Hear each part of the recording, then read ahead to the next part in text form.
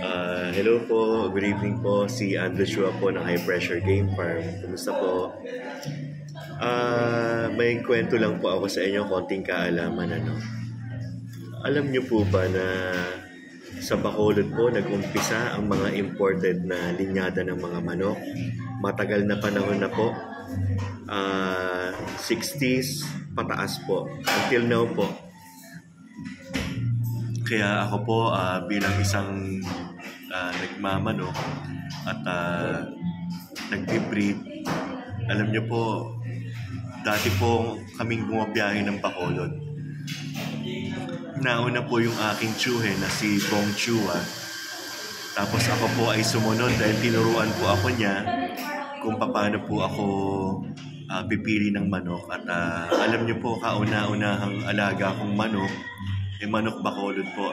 And I should say na I am one of those luckiest person because during the time of yung panahon ng mga manok Bacolod dito sa Manila po, bibihira po ang may mga manok Bacolod. Ang kadalasang manok po na gamit nung araw ay mga manok Batangas, kung tawagan manok Balolang, at manok Pangasinan, yung mga kung tawagin ay Bulinaw, no? Manok Ilocos, mga ganyan. Bibihira po ang merong mga manok na galing Bacolod.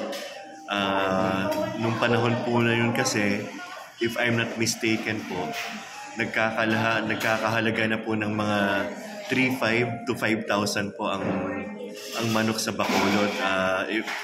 If I remember it right, bumiyahe ko ng Bacolod noong 17 years old ako. 1970 ako pinanganak eh. Tapos nagtuloy-tuloy na yun.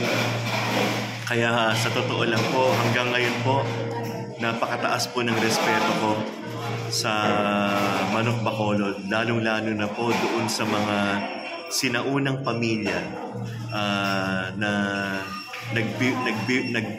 nag-umpisa po ng pagbe-breed ng manok na imported.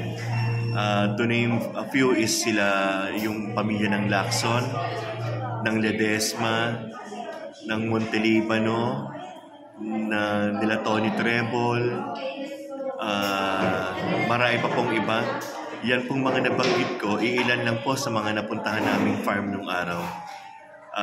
Kaya hanggang ngayon po, sobrang respeto ko po talaga sa manok Bacolod at sa mga sinaunang nagbe-breed din po sa Bacolod. Napakataas po ng respeto ko sa kanila. And I must admit also na lahat po ng tututunan ko ng paghahanda kung paano po magkondisyon hanggang ngayon po, doon ko po natutunan sa mga handler sa Bacolod. So, yun lang po, konting kaalaman po. Hanggang sa susunod po nating video. Andrew Chua po ng High Pressure Game Farm. Kumusta po kayong lahat at God bless us all po. Salamat po.